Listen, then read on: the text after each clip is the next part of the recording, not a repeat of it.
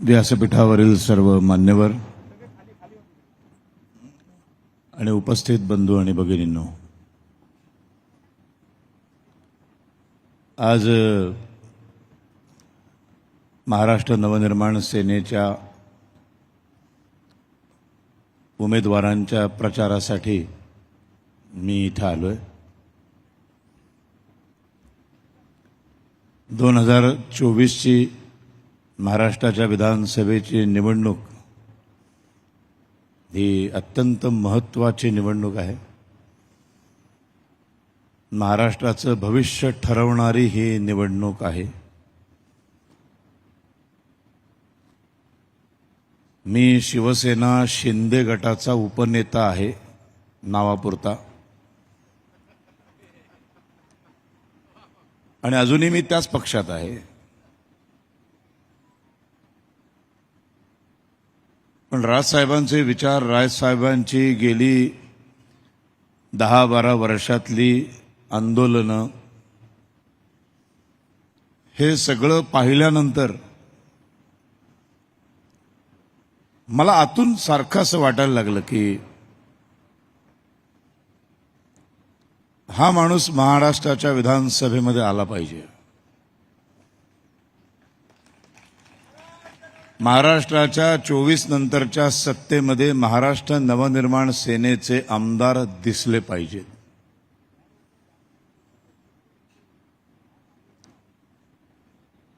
कुठलीही निवडणूक, इव्हन कुठलीही लढाई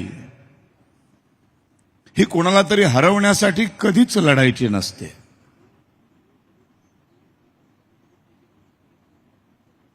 ती आपण स्वतःला जिंकण्यासाठी लढायची असते. मला ह्याला हरवायचंय म्हणून मी नाही, ती माणसं कधी जिंकत नाहीत. कुणाची तरी रेषा पुसून माझी रेषा मोठी नाही करायची. मला माझी स्वतःची रेषा काढायची आहे. म्हणून शिवसेनेसारख्या पक्षातून बाहेर पडून कुठल्या तरी दुसऱ्या पक्षात राज ठाकरे गेले नाहीत. इव्हन त्यांनी घाईघाईने पक्षही काढला नाही. बराच वेळ घेतलाय त्या माणसाने. महाराष्ट्रभर फिरले. शिवसेनेतला असलेला त्यांचा अनुभव, लहानपणापासून बाळासाहेब ठाकरेंच्या बरोबर सातत्याने त्यांच्या संगतीमध्ये वावरलेला हा मुलगा अतिशय खऱ्या अर्थाने ज्याला पुरोगामी म्हणावं असे संस्कार झालेले, हिंदुत्वाचे संस्कार झालेले अशा या मुलांनी शिवसेनेतनं बाहेर पडल्यानंतर बराच वेळ घेतला. विविध क्षेत्रातल्या मान्यवरांशी अनेक चर्चा केल्या, विचार विनिमय केला आणि मग स्वतःचा वेगळा पक्ष उभा केला. जी बाळासाहेबांची विचारधारा होती, महाराष्ट्रात मराठी माणसांच्या न्याय हक्कासाठी लढणं, आणि जेव्हा देशाचा प्रश्न येईल तेव्हा हिंदूंच्या हितासाठी लढणं, आणि त्याच विचारांच्या पायासरणीवर, विचारसरणीच्या पायावरती महाराष्ट्र नवनिर्माण सेनेचा जन्म झाला. 18 वर्ष एक माणूस वेगळ्या विचारांनी धडपडतोय. महाराष्ट्राचं भलं व्हावं, जगाला हेवा वाटावा असा महाराष्ट्र मला निर्माण करायचा आहे, हे सातत्याने मी 17-18 वर्ष त्यांच्या तोंडून ऐकतोय. ते स्वप्न साकार करण्याची आता वेळ आली आहे. अत्यंत रोखठोक व्यक्तिमत्व, मनात एक, ओठांवर एक असली भानगड नाही.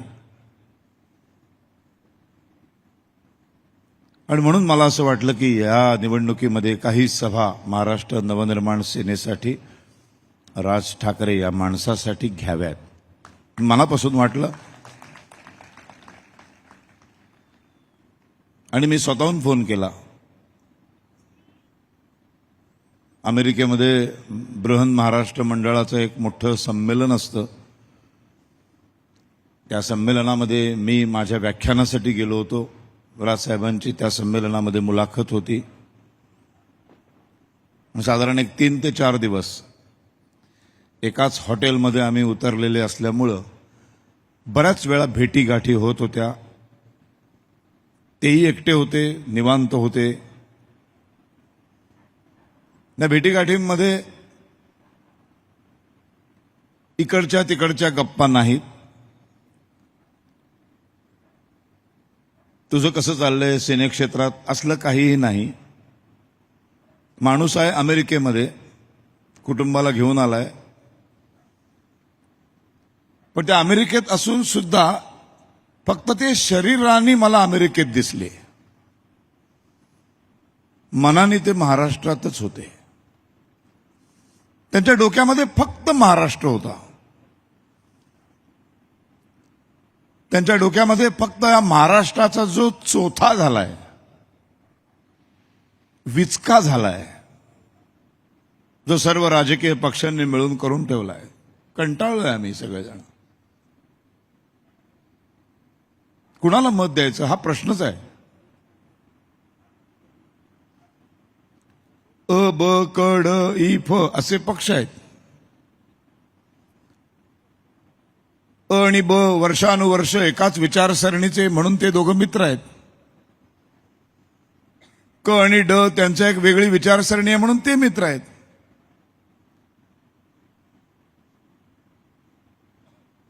आणि क आणि ड आम्हाला कधीच नको आहेत महाराष्ट्रात, म्हणून आम्ही सर्वांनी बहुमताने अ आणि ब ला निवडून दिलं.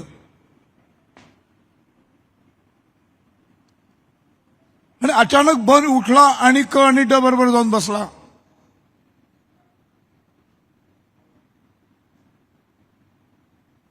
मग ब क ड असं एक त्रिंगड बनलं जे आम्हाला नको होतं. मग त्यातला एक ड उठला आणि तो पुन्हा अ बरोबर आला.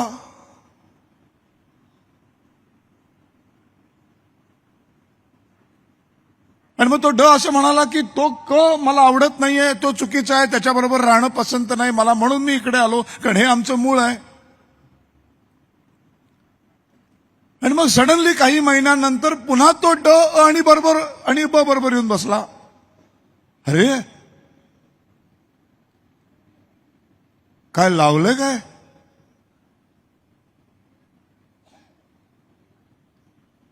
इतकं गलिच्छ राजकारण. लोकशाहीमध्ये आपल्या मताला बहुमोल किंमत आहे. मुळात लोकशाहीमध्ये आपण राजे आहोत ही आता विसरून गेलेत सगळेजण. भारत स्वतंत्र होण्याच्या आधी एक राजा आणि प्रजा अशी पद्धत होती आपल्याकडं, ती संपली. लोकशाहीमध्ये सामान्य माणूस राजा असतो आणि तो सामान्य माणूस राजा असतो, त्याची सेवा करण्यासाठी एक लोकप्रतिनिधी नेमला जातो. ही लोकशाहीची एक पद्धत आहे.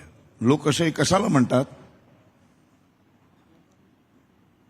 ते ठाण्यामध्ये अविनाश जाधव जन्माला आले. या ठाण्याच्या नस नस हा माणूस ओळखतो.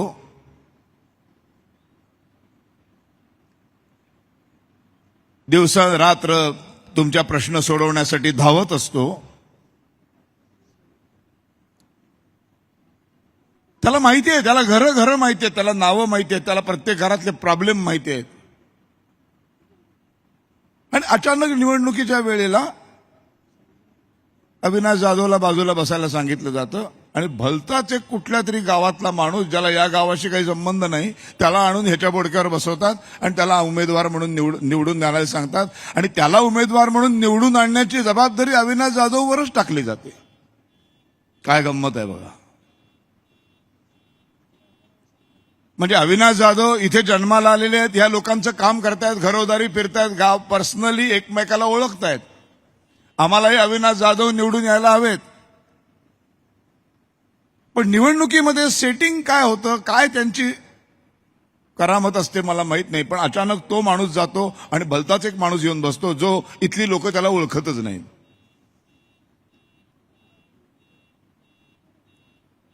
ही अशी असंख्य ठिकाणी परिस्थिती गेल्या काही निवडणुकांमध्ये बघायला मिळाली. मग याच्यातून निर्माण होते बंडखोरी. मग त्या बंडखोरांना पटवण्यासाठी म्हणून मग त्यांच्याबरोबर मांडवली चालू होते. आणि अचानक कालपर्यंत तो अपक्ष म्हणून उभा राहणार असतो, तो तिकीट भरलेला असतं, फॉर्म भरलेला असतो, तो अचानक 4 तारखेला जातो. काय त्यांच्यात बोलणं होतं बरं ते आम्हाला जाहीर, खरं तर ते आमच्या समोर बोलणं व्हायला पाहिजे. काय पटवलं त्याला तुम्ही? हा खाजगी मामला नाहीये ना, हा आमच्या जीवनाशी निगडीत आहे हे सगळं. एका विभागातल्या एक माणसाला इथल्या माणसांचे प्रश्न सोडवण्यासाठी महाराष्ट्राच्या विधानसभेमध्ये पाठवायचे. एक बाहेरचा माणूस इथल्या माणसांचे प्रश्न कसे सोडवणार? इतकं गलिच्छ सगळं होऊन बसलेलं आहे.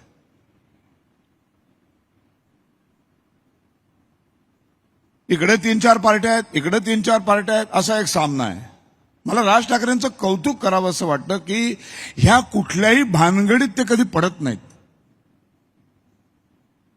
त्यांनी युती नाही केली, मला भयंकर कौतुक वाटलं. एकटे लढायचं ठरवलं, मानलं पाहिजे. वाघाचा काळीज लागतं बरं का.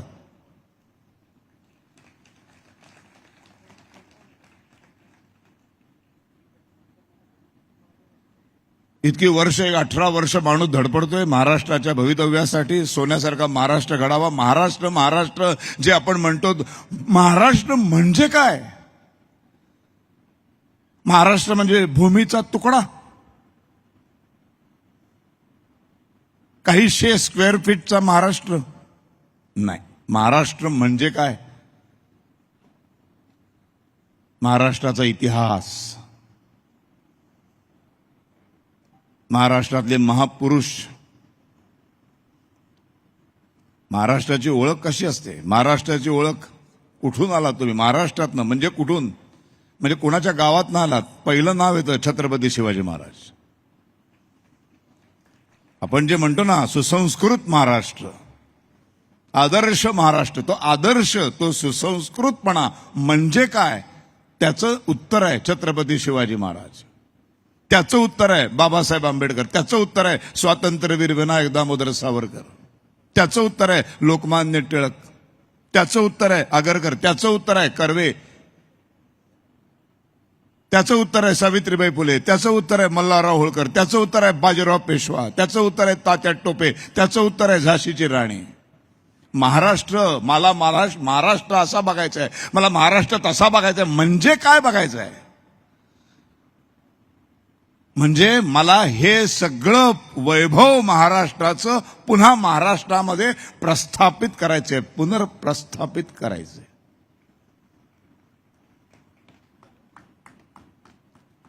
आंबेडकरांवर प्रेम करणाऱ्यांना आंबेडकर माहीत नाहीत, सावरकरांवर प्रेम करणाऱ्यांना सावरकर माहीत नाहीत, टिळकांवर प्रेम करणाऱ्यांना टिळक माहीत नाही, छत्रपती शिवाजी महाराजांवर प्रेम करणाऱ्यांना शिवाजी माहीत नाहीत.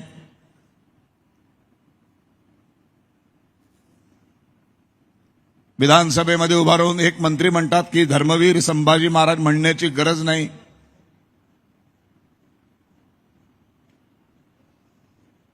माहितीये धर्मवीर शब्दाचा अर्थ काय?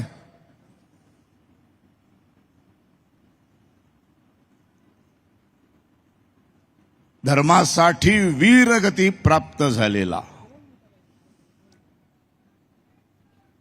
इतिहास माहितीये महाराष्ट्राचा?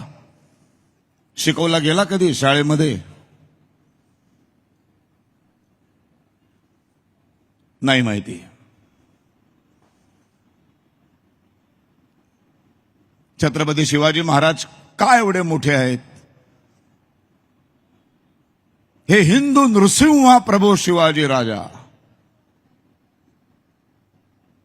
सावरकरांनी वर्णन केलंय शिवाजी महाराजांचं. काय? हे हिंदू नृसिंहाचा अवताराचं उपमा दिले शिवाजी महाराजांना. गाणं आपण बराच वेळा ऐकतो.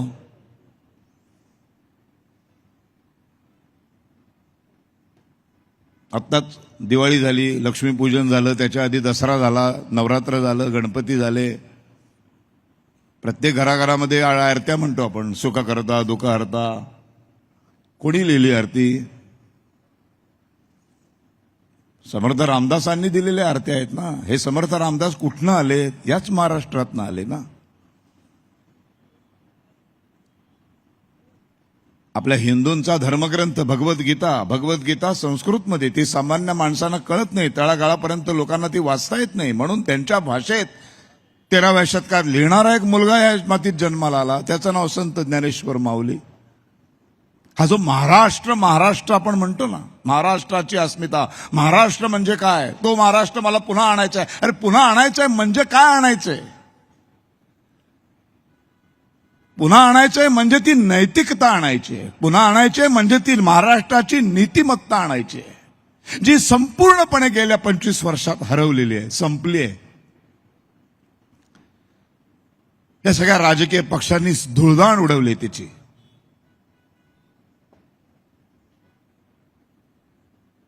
सगळ्यांसाठी दरवाजे खुले. असं कसं होऊ शकतं? 40 वर्ष काँग्रेसमध्ये राहिलेला माणूस अचानक कुठून शिवसेनेत, भाजपमध्ये किंवा मनसेमध्ये कसा येऊ शकतो?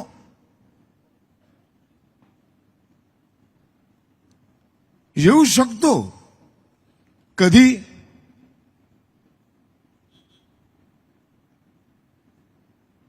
त्यांनी असं म्हटलं पाहिजे की इतकी वर्ष मी ह्या पक्षामध्ये होतो, या विचारसरणीला धरून मी काम करत होतो, आता माझं मत परिवर्तन झालंय. मला लक्षात आलंय, माझी चूक लक्षात आली आहे माझ्या.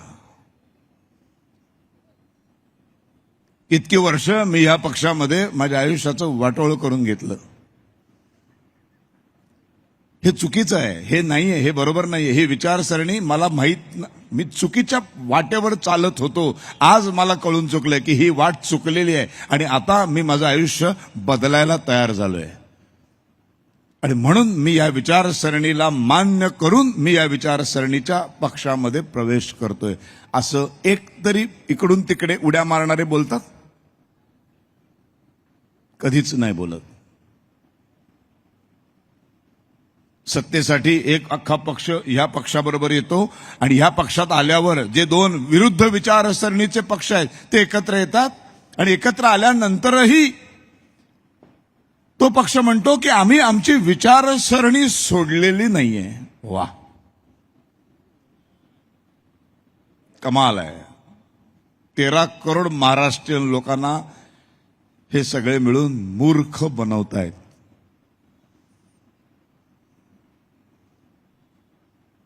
आणि मूर्ख का बनवतात? कारण आपण मूर्ख बनायला तयार असतो म्हणून. आता ठरवा, आम्ही मूर्ख नाही आहोत, आम्ही गाढवं नाही आहोत. आता ही ठरवण्याची वेळ आली, विचार करण्याची वेळ आली.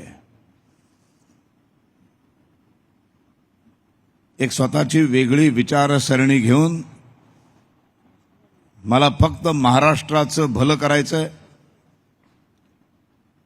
या महाराष्ट्राला जे गलिच्छ रोग लागलेले आहेत, जो माझा आजारी पडलेला महाराष्ट्र आहे, त्या महाराष्ट्राला त्याची तब्येत ठणठणीत करण्यासाठी आता चांगले 288 डॉक्टर मला या विधानसभेमध्ये पाठवायचे.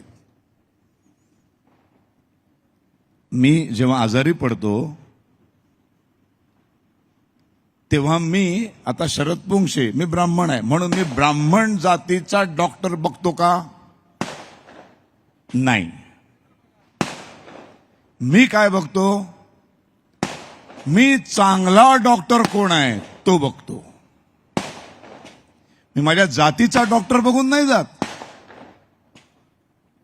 मी चांगला डॉक्टर कोण आहे ते बघून मी त्या डॉक्टरकडे जातो, कारण मला जगायचं असतं चांगल्या पद्धतीने.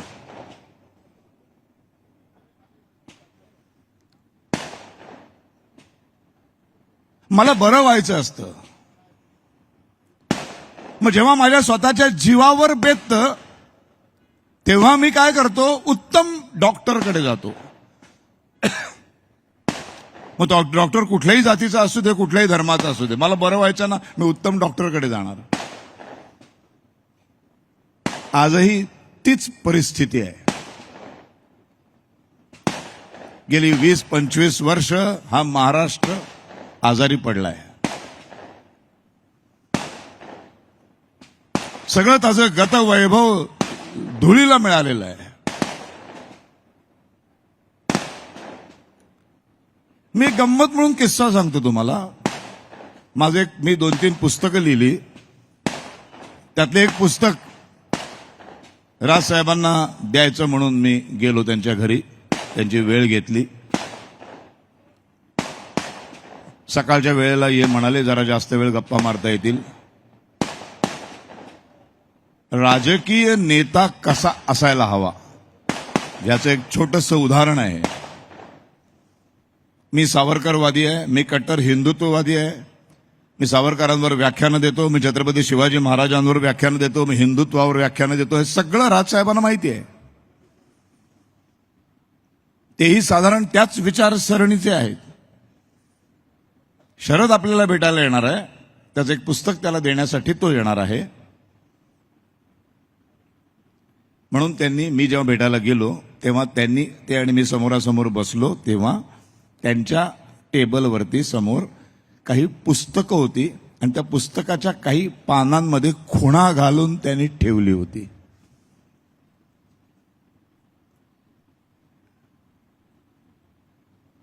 आमच्या गप्पा रंगल्या. जवळजवळ तास, 1.5 तास आम्ही गप्पा मारत बसलो. आणि त्यावेळी त्यांनी त्या पुस्तकातलं, तू येणार आहेस म्हणून मी तुला एक गंमत म्हणून, हे तुला आवडेल वाचायला, की हे तू वाचलेस का पुस्तक, नसेल मी तुला दाखवतो, असं म्हणून ती खुणा घातलेली काही पानं, त्याच्यावरचे काही रेफरन्सेस वाचून दाखवले.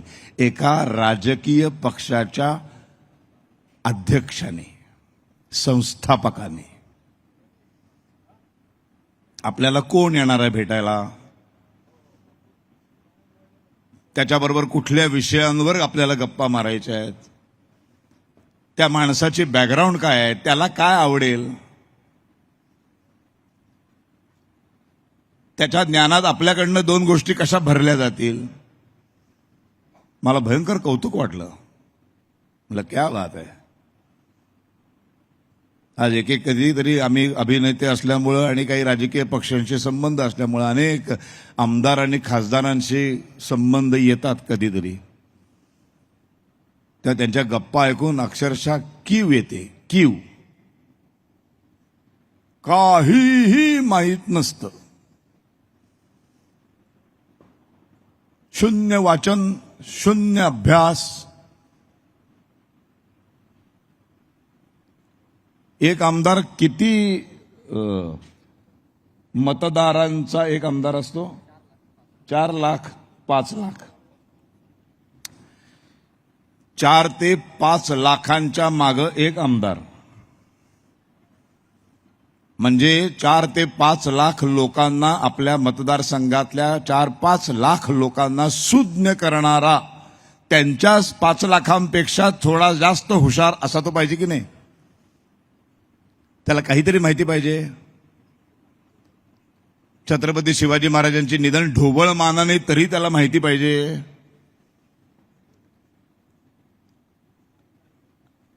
आपल्या देशामधल्या, आपल्या राज्यामधल्या सांस्कृतिक क्षेत्रामध्ये कोण काय काय करतंय सध्या, थोडी तरी त्याला माहिती पाहिजे.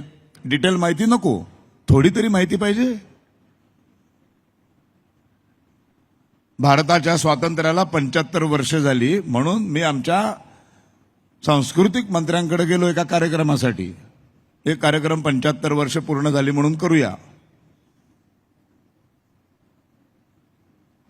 तिथं कोणीतरी मला, त्या मीटिंग मधल्या एका दुसऱ्याच माणसाने मला विचारलं की आता नथुराम तुम्ही करता का बंद झालं. तुम्ही म्हटलं बंद केलं ते नाटक. तेव्हा त्या सांस्कृतिक मंत्र्यांनी मला विचारलं, नथुराम म्हणजे? म्हटलं नथुराम म्हणजे ज्यांनी गांधीजींना गोळ्या मारल्या, ज्यांनी हत्या केली तो नथुराम. नाही, ते तुम्हाला का असं म्हणाले. म्हटलं मी ती भूमिका करत होतो 25 वर्ष. तेव्हा ते सांस्कृतिक मंत्री मला आश्चर्याने म्हणाले, अच्छा तुम्ही करत होता. म्हणजे महाराष्ट्रात असं कोणी नसेल, मला वाटतं की मी नथुरामची भूमिका करतोय माहीत नसलेला, पण आमच्या सांस्कृतिक मंत्र्यांना ते माहितीच नव्हतं. 35 वर्ष या क्षेत्रात काम करणाऱ्या एका नटाबद्दल आणि 25 वर्ष एक भूमिका करणाऱ्या नटाबद्दलची ही माहिती आमच्या द ग्रेट सांस्कृतिक मंत्र्यांना होती. मग छोटे छोटे कलाकारांबद्दल तर माहीत असणं फारच दुर्मिळ गोष्ट आहे.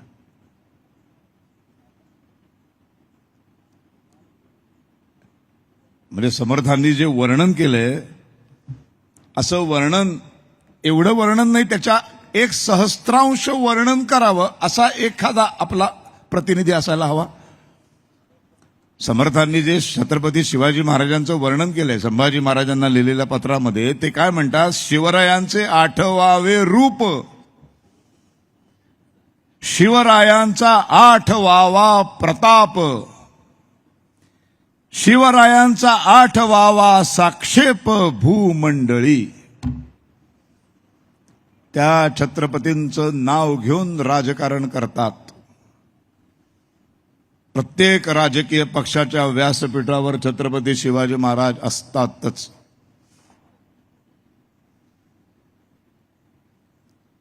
पण त्यांच्या मुलाला समर्थांनी लिहिलेल्या याच्यात छत्रपतींबद्दल म्हटलं, शिवरायांचे 8वावे रूप, शिवरायांचा 8वावा प्रताप. असं आता कोणाबद्दल आपण म्हणू शकतो?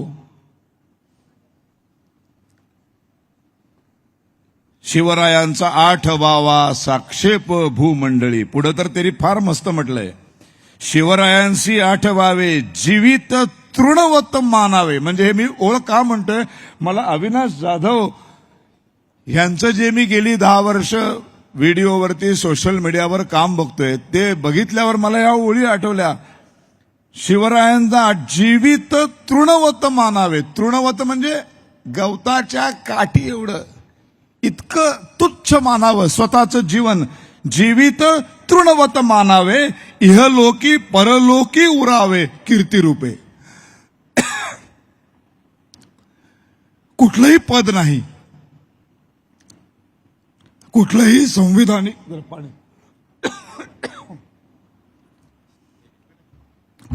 कुठलंही संविधानिक पद नसताना अविनाश जाधव गवताच्या काडीप्रमाणे स्वतःला तृणवत समजून सामान्य माणसांसाठी दिवस रात्र काम करतायत.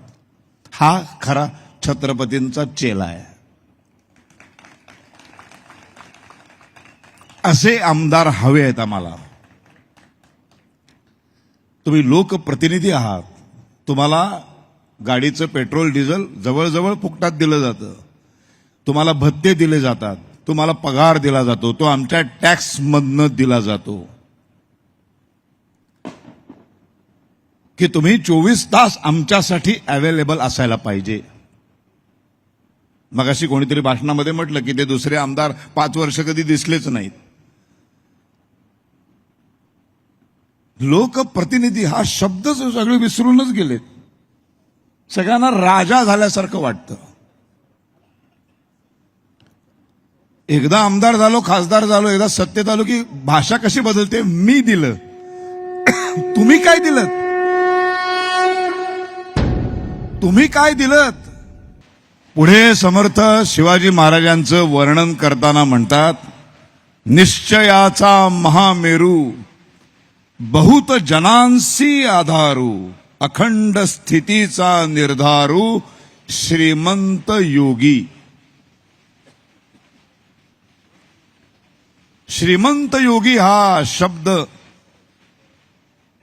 ज्यांच्यासाठी म्हणावा असा एकच राजा होऊन गेला, छत्रपती शिवाजी महाराज.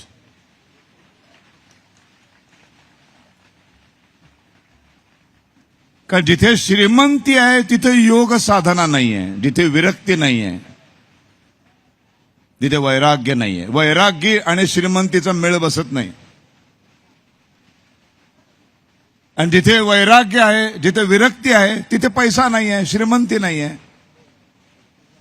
पण या भूतलावरती असा एकच राजा होऊन गेला ज्याच्याबद्दल समर्थांना श्रीमंत योगी म्हणावंसं वाटलं, जे श्रीमंत पण आहेत आणि योगी पुरुष पण आहेत. आणि त्या छत्रपतींच्या स्वप्नातलं ते स्वराज्य पुन्हा एकदा निर्माण करायचंय आपल्याला. पुन्हा या आजारी पडलेल्या महाराष्ट्राला बरं करण्यासाठी चांगले 288 डॉक्टर आपल्याला महाराष्ट्राच्या विधानसभेमध्ये पाठवायचेत.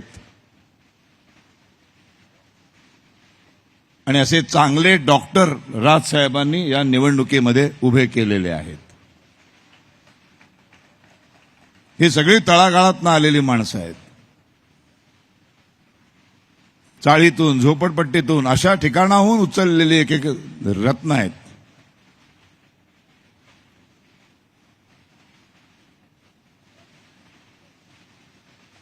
अतिशय गलिच्छ असं जातीचं राजकारण महाराष्ट्रामध्ये चालू आहे. आम्ही आमच्या संतांना सुद्धा सोडलं नाही, महापुरुषांना सोडलं नाही. प्रत्येक महापुरुषाकडं, प्रत्येक संतांकडं, प्रत्येक समाज सुधारकाकडं, प्रत्येक साहित्यिकाकडं, प्रत्येक कवीकडं आम्ही त्याच्या जातीच्या चष्म्यातून बघण्याचं एक गलिच्छ सवय गेल्या 20-25 वर्षामध्ये महाराष्ट्रामध्ये लावलेली आहे.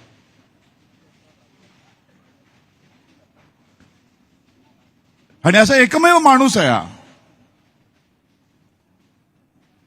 ज्याच्या पक्षामध्ये जात नाही. ते कधी जात या अँगलनी, ज्या चष्म्यातून कोणाकडेही बघतच नाहीत.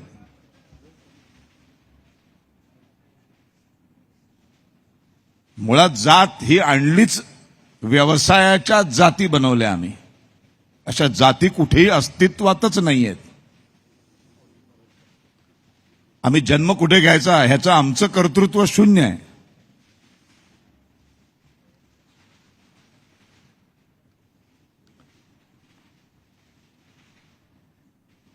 असं नव्हतं. माझ्या नाटकामध्ये चांभार चौकशा करू नकोस असं वाक्य 25 वर्षापूर्वी मी सहजपणे बोलत होतो. नाटक बघायला येणाऱ्या चांभार समाजातल्या माणसाची भावना कधीही दुखावली गेली नाही. ढोर मेहनत कशाला करतोयस असं म्हटल्यानंतर कुठल्याही ढोर समाजातल्या माणसाची नाटकाला आलेल्या भावना कधीही दुखावली गेली नाही. एक छोटासा किस्सा सांगतो आणि थांबतो. आता मी आजारपणातनं उठल्यानंतर अग्निहोत्र 2चं शूटिंग केलं. त्याच्यामध्ये मी भावाला म्हणतो, अरे चांडाळा, आता दूरदर्शनवरती शिव्या देण्यासाठी काही लिमिटेशन्स असतात, नाहीतर मला भरपूर येतात. पण दूरदर्शन या माध्यमामध्ये चांडाळा, नालायका एवढंच म्हणायला परवानगी असते. तो आम्ही चांडाळा म्हटलं, तो सीन शूट झाला, गेला चॅनलकडे. 2 दिवसांनी पुन्हा मी सकाळी शूटिंगला गेलो, तोच सीन मला हातात आणून दिला. मी म्हटलं, अरे हा झालाय, शूट केलाय. पण नाही म्हणाले, हा परत शूट करावा लागेल. म्हटलं का? अरे तू त्याच्यात म्हणालास ना तुझ्या भावाला, अरे चांडाळा कुठं कर्म फेडशील, तर हे वाक्य बदलावं लागेल. म्हटलं का? ते म्हणजे चांडाळा नावाचा समाज आहे, त्यांचा चॅनलच्या ऑफिसवर मोर्चा येईल.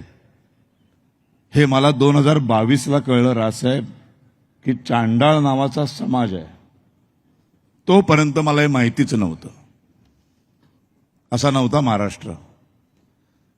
असं एक आदर्श महाराष्ट्र, छत्रपतींच्या स्वप्नातला महाराष्ट्र, लोकमान्य टिळकांच्या स्वप्नातला महाराष्ट्र, सावरकरांच्या, टिळकांच्या, आगरकरांच्या, सगळ्या साहित्यिकांच्या, संतांचा महाराष्ट्र, तो पुन्हा एकदा आपल्याला बघायचा आहे. आणि तो निर्माण करण्याची ताकद सध्या ह्या एकाच माणसामध्ये आहे. त्या माणसाचं नाव आहे राज ठाकरे. आणि मी गेली 5-7 वर्ष त्यांना सतत फॉलो करतोय. फार कमी वेळा भेट होते, पण जेव्हा भेट होते तेव्हा त्यांच्याशी ज्या गप्पा होतात, त्यामुळं मी जरी शिवसेना शिंदे गटाचा उपनेता असलो तरी मला हा माझा निर्णय मी घेऊ शकतो. जर ते घेऊ शकतात कोणालाही पक्षात घ्यायचा निर्णय, तर मी का नाही येऊ शकत या व्यासपीठावर? मलाही लोकशाही आहे, संविधानाने मलाही अधिकार दिलेला आहे, तर तो अधिकार मी बजावलेला आहे. मला शेवटी महाराष्ट्र छान व्हायला पाहिजे. राजसाहेब ठाकरे आणि त्यांचे हे सगळे शिलेदार, महाराष्ट्र जो आजारी पडलाय त्याला बरं करण्यासाठी त्या विधानसभेमध्ये जे 288 डॉक्टर आपल्याला पाठवायचे, त्याच्यात जास्तीत जास्त महाराष्ट्र नवनिर्माण सेनेची लोक दिसावीत अशी माझी मनापासून इच्छा आहे. म्हणून मी सगळ्यांना खूप शुभेच्छा देतो आणि आपल्याला हात जोडून विनंती करतो की जास्तीत जास्त हे इंजिन कसं धावेल आणि हळूहळू या इंजिनाच्या पाठीमागं सगळे डबे कसे लागतील आणि महाराष्ट्राची हे रेल्वे गाडी अशी सुसाट धावली पाहिजे की आम्हाला त्या खऱ्या बुलेट ट्रेनची गरजच लागली नाही पाहिजे. इथंच थांबतो कारण साहेबांकडे वेळ नाही आहे आणि सध्या ते आता महाराष्ट्रभर त्यांना फिरायचं आहे आणि मला इथे बोलायची संधी दिली त्याबद्दल राजसाहेब तुमचा मी आभारी आहे. आणि खरोखर मनपूर्वक शुभेच्छा. हे जे सगळे आहेत या सगळ्या महापुरुषांकडे मी प्रतिज्ञा करतो की यांना बळ द्या, यांचे खांदे मजबूत करा आणि ह्या सगळ्या महाराष्ट्रातल्या लोकांना बुद्धी द्या की इंजिनवर शिक्का मारा. जय हिंद, जय महाराष्ट्र.